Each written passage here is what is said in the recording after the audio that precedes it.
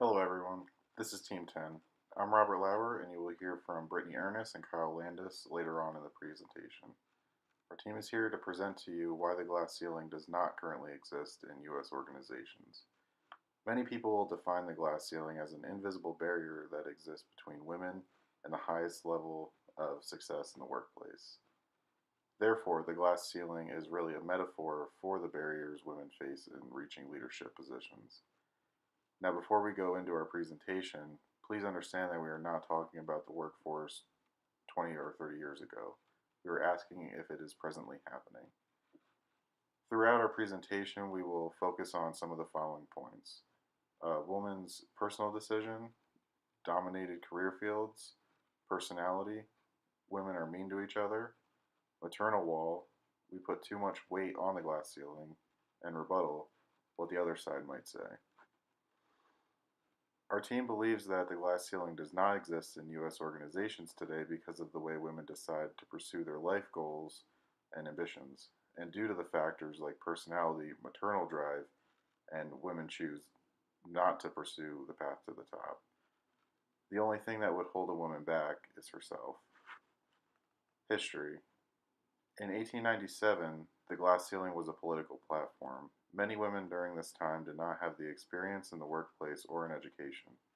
Women were thrusted into the workforce without preparation but still demanded 50-50 representation in all occupations. Men who were more qualified were forced to find other positions. Today, women are very educated and experienced. The only thing that can get in their way is themselves. Personal decisions. To begin, we want to look at an article from Business Insider where they found that out of 4,000 employees, 36% of men said they wanted to be CEO, whereas only 18% of women stated the same. Many women are not willing to dedicate their life to an executive level job and apply for these positions dramatically less than men. More women are voluntarily looking for part-time or flexible work, which typically pays less. Lastly, women are more likely to search for personal fulfillment rather than career fulfillment as compared to their male counterpart. Just look at the table provided showing the top female-dominated fields where males barely make up a significant percentage. Next, Brittany will move on into the next part of our presentation. Education. Both men and women have equal opportunities to go to college and get a post-secondary degree or higher.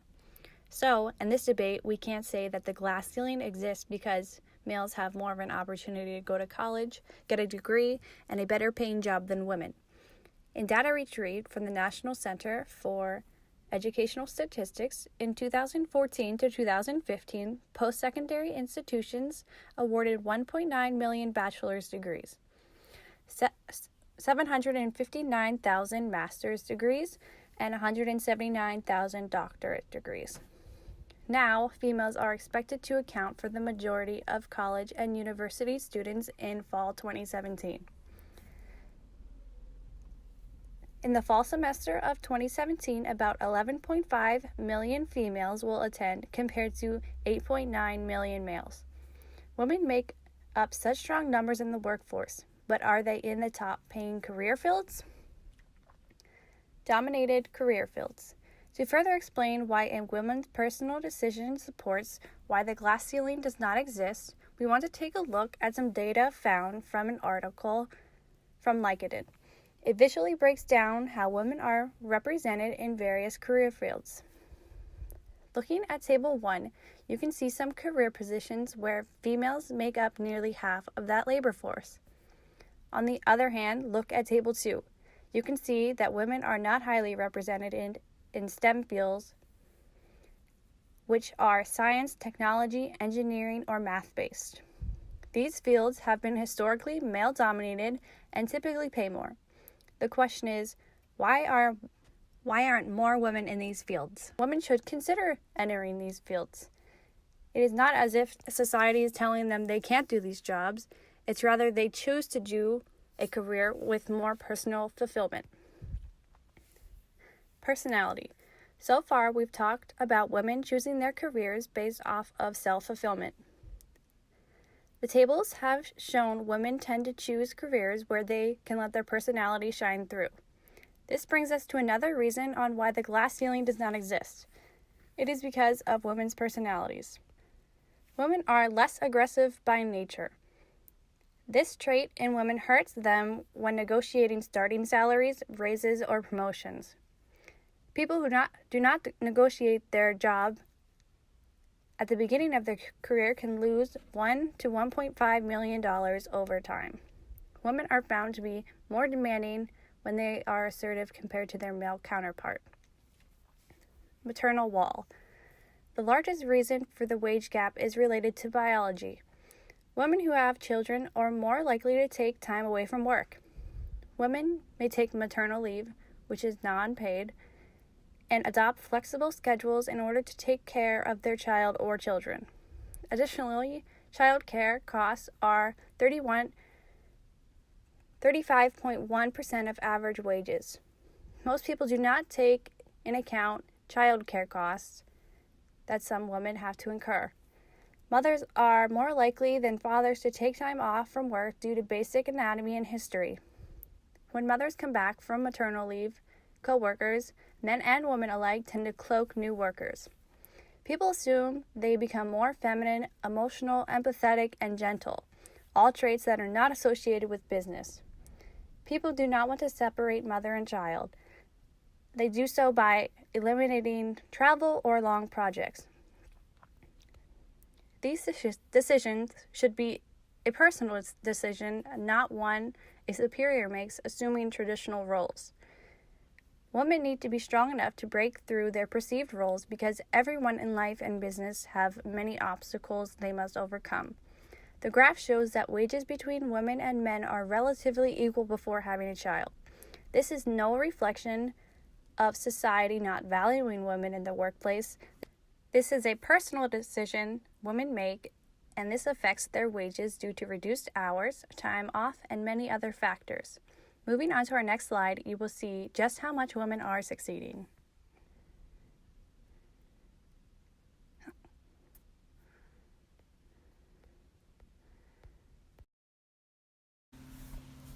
Women on the rise.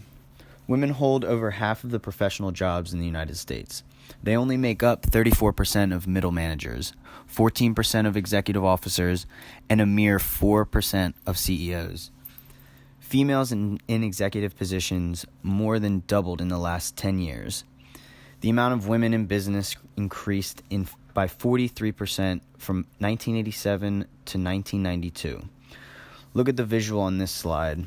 You can see that since 2006, the number of female executives has nearly doubled.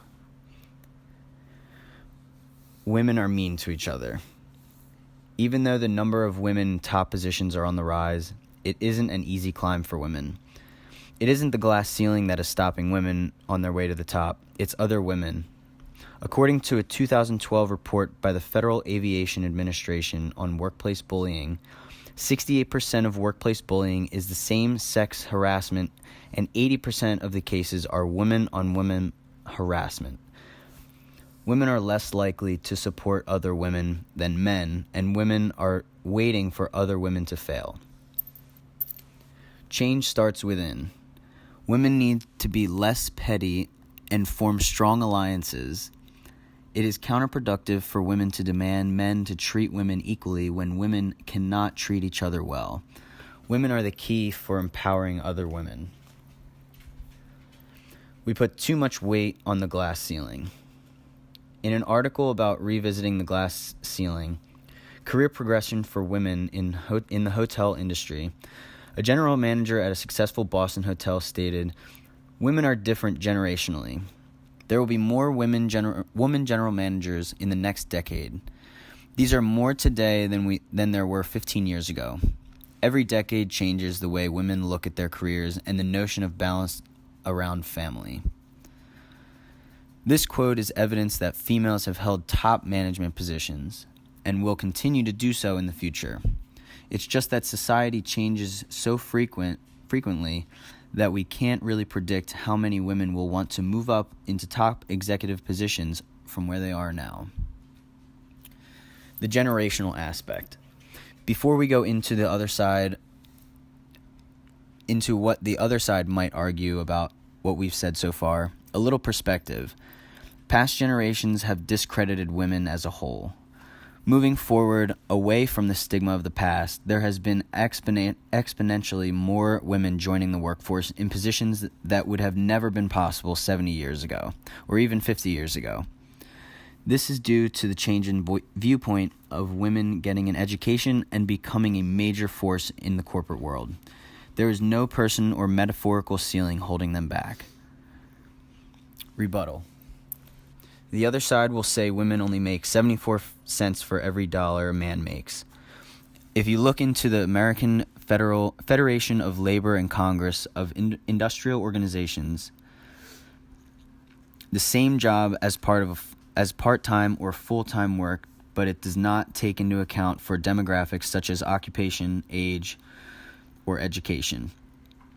When demographics are the same, women earn 95 to 98% as much as women. Additionally, our counterpart will comment on how there just aren't enough women sitting at the top. Well, even so, that is a woman's choice.